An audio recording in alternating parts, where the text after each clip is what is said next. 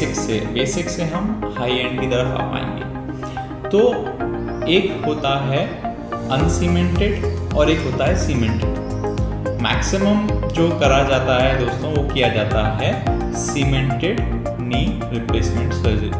अगर आप उस क्राइटेरिया में आते हैं जिसमें आपका घुटना पूरा डैमेज नहीं है तो सिर्फ उतने ही भाग को बदला जाता है, उसको बोलते हैं यूकेआर या यूनिकॉन्डाइलर नी रिप्लेसमेंट। क्रूशिएट स्पेरिंग है, क्रूशिएट सैक्रिफाइसिंग है, मतलब कि जो लिगामेंट होता है घुटने में उसको वो बचा रहा है या नहीं बचा रहा है।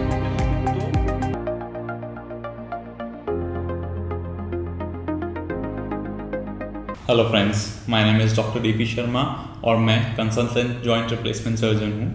और दोस्तों आज हम बात करेंगे different types of knee replacement implants.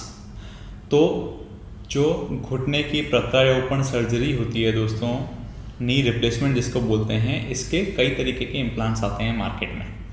और ये मार्केट में इम्प्लांट्स आते हैं बिकॉज ये पेशेंट स्पेसिफिक होते हैं। हर पेशेंट में हर इम्प्लांट नहीं डाल सकते हैं हम, अलग अलग तरीके के इम्प्लांट्स होते हैं। तो दोस्तों हम पहले बात करते हैं बेसिक से हम हाई एंड की तरफ आ पाएंगे। तो एक होता है अनसीमेंटेड और एक होता है सीमेंटेड। मैक्सिमम जो करा जाता है दोस्तों वो किया जाता है सीमेंटेड नी रिप्लेसमेंट सर्जरी, जिसमें हम सीमेंट की मदद से जो इम्प्लांट होता है उसको आपके बोन्स में फिक्स करते हैं। तो दोस्तों उसके बाद क्या डिवीजन है, उसके बाद है पार्शियल नी रिप्लेसमेंट, जैसे आप इस फोटो में देख पा रहे हैं, और इधर आप देख पा रहे हैं टोटल नी रिप्लेसमेंट। क्या मतलब हुआ, जो आपकी ऊपर की हड्डी है, फीमर की हड्डी, उसका जो आधा पार्ट घिसा है, अगर आप उस क्राइटेरिया में आते हैं जिसमें आपका घुटना पूरा डैमेज नहीं है तो सिर्फ उतने ही भाग को बदला जाता है, उसको बोलते हैं यूकेआर या यूनिकॉन्डाइलर नी रिप्लेसमेंट। अगर आपका जॉइंट पूरी तरीके से खराब किया गया है तो उसको बोलते हैं टोटल नी आर्थोप्लास्टी या फिर टोटल नी रिप्लेसमेंट, जिसको कॉमन भाषा में बोला जाता है। इसमें सारे सरफेसेस की जो घिस गए हैं उनकी रिसर्फेसिंग करी जाती है। अब इसमें भी दोस्तों अलग अलग तरीके के इम्प्लांट्स आते हैं, जो डिपेंड करता है कि क्रूशिएट स्पेरिंग है, क्रूशिएट सैक्रिफाइसिंग है, मतलब कि जो लिगामेंट होता है घुटने में उसको वो बचा रहा है या नहीं बचा रहा है।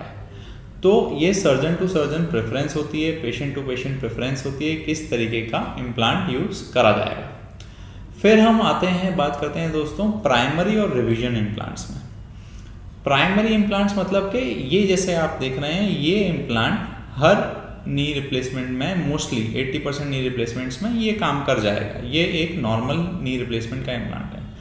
पर कुछ केसेस जैसे कि जिनमें उसके नीचे फ्रैक्चर होने का चांस हो घुटने के नीचे, या जिनकी डिफॉर्मिटी बहुत ही ज़्यादा हो, बहुत लंबे टाइम उन्होंने सर्जरी नहीं कराई, या बहुत ही ज़्यादा ओबीस पेशेंट हों, इनके कुछ मिक्सचर हों सारे चीज़ों के, तो उसमें रिवीजन जो सिस्टम होता है वो यूज़ किया जाता है, जिसमें लॉन्ग स्टेम होता है टिबिया में, और फीमर जो ऊपर की हड्डी है उसमें बड़ा इम्प्लांट डाला जाता है जो उसकी कैनाल में चला जाता है, जैसे कि आप ये देख रहे हैं। अब इसके भी हम आगे चलते हैं दोस्तों। तो कभी जो आपका पूरा फीमर का कॉन्डाइल या टिबिया का कॉन्डाइल डैमेज हो गया, मतलब पूरी ऊपर की नीचे की हड्डी डैमेज हो गई, वहाँ कुछ है ही नहीं रखने के लिए, तो उसमें हमें पूरा वो हड्डी का पोर्शन रिप्लेस कर देना पड़ता है। जैसे कई बार कैंसर सर्जरीज में होता है, उसको बोलते हैं मेगा प्रोस्थेसिस, जिसकी फ़ोटो आप यहाँ देख सकते हैं। तो ये दोस्तों कुछ एक ओवरव्यू था कि किस किस तरीके के नी रिप्लेसमेंट के इम्प्लांट्स अवेलेबल हैं। अगर आपको घुटने का दर्द है, या आपको आर्थराइटिस स्टार्ट हो रही है, या आपको नी रिप्लेसमेंट की ज़रूरत है, तो आप नीचे दिए गए नंबर पे हमें व्हाट्सएप कर सकते हैं, कॉल कर सकते हैं। We will be very happy to help you. Thank you so much.